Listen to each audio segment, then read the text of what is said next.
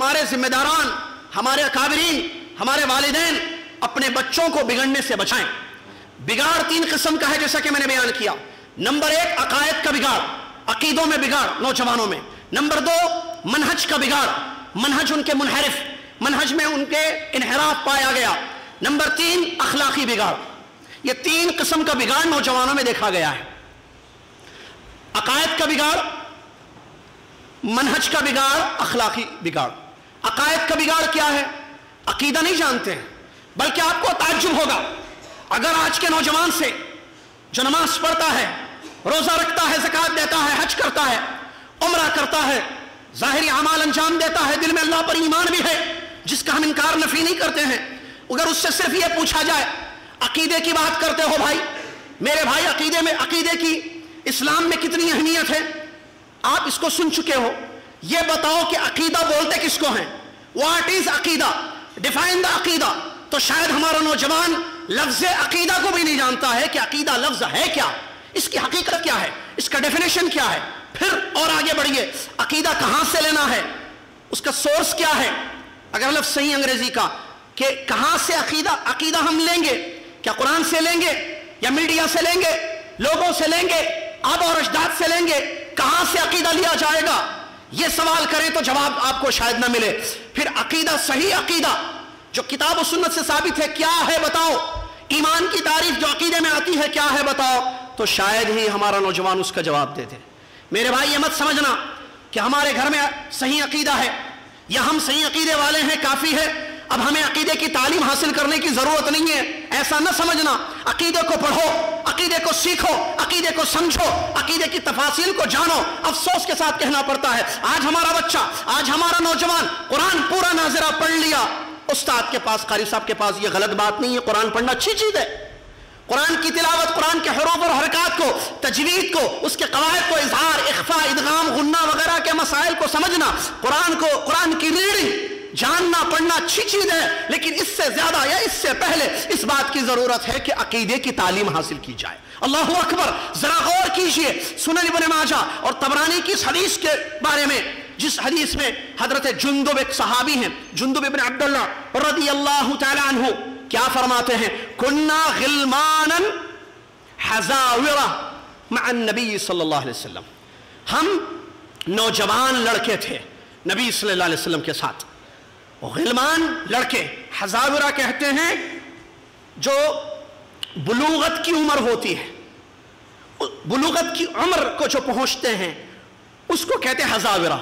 ہم نوجوان، جس کو نوجوان کہیں آپ، ہم نوجوان لڑکے تھے۔ کون؟ حضرت جندب رضی اللہ تعالیٰ عنہ فرماتے ہیں نبی صلی اللہ علیہ وسلم کے ساتھ رہتے تھے۔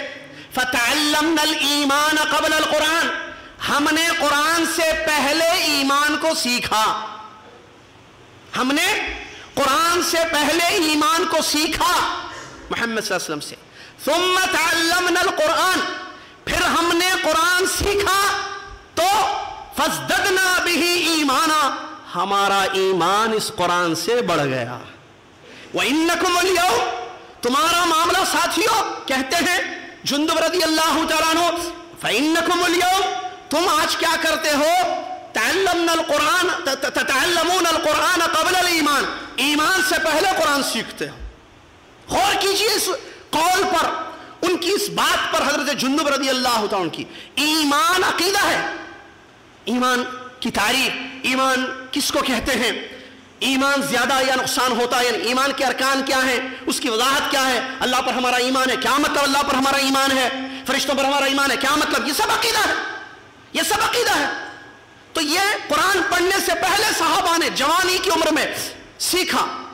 کہتے ہم جوان تھے، نبی صلی اللہ علیہ وسلم کے ساتھ ہم نے قرآن سے پہلے اس کو سیکھا۔ دیکھیے ان کی تربیت کیسے کی گئی، کیسے عقیدوں کی اصلاح ہوئی، عقیدہ سکھایا گیا، ایمان سکھایا گیا، اس کے بعد قرآن سکھایا گیا۔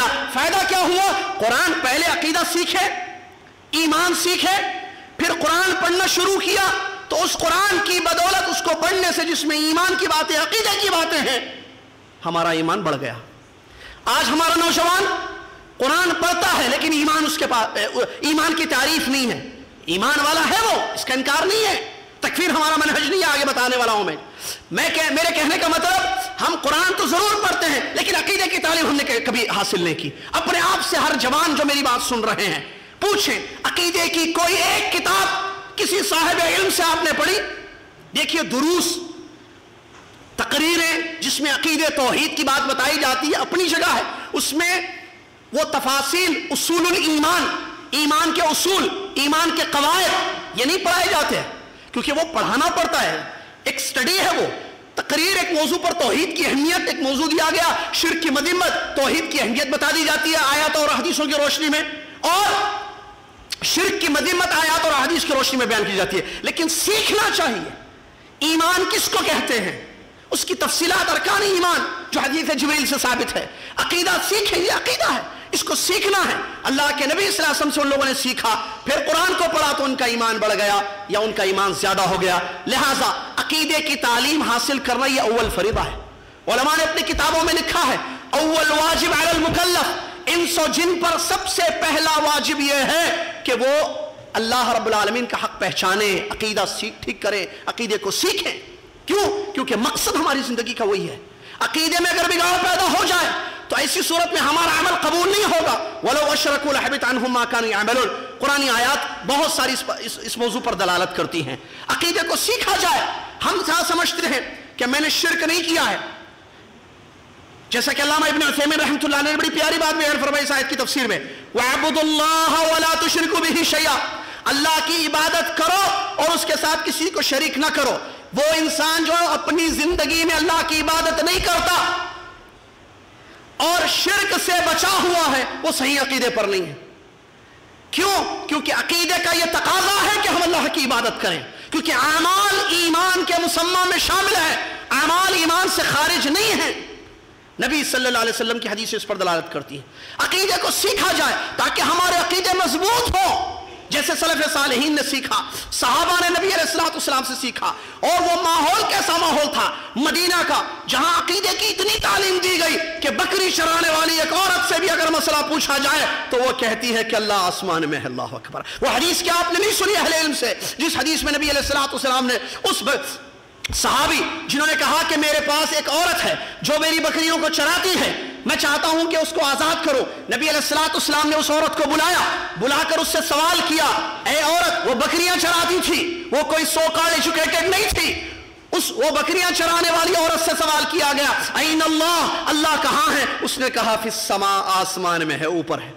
من انا، نبی علیہ السلام نے پوچھا میں کون ہوں؟ اس عورت نے جواب دیا انت رسول اللہ، آپ اللہ کے رسول صلی اللہ علیہ وسلم ہیں. نبی علیہ السلام نے اس عورت کے ایمان کی گواہی دی، فرمایا اعتقھا فانھا مؤمنہ، اس عورت کو آزاد کر دو، یہ ایمان والی عورت ہے. ماحول میں اتنا عقیدہ تھا، مضبوط عقیدہ، سب نے سیکھا تھا کہ بکری چرانے والی عورت کو بھی یہ بات معلوم تھی کہ اللہ اوپر ہے.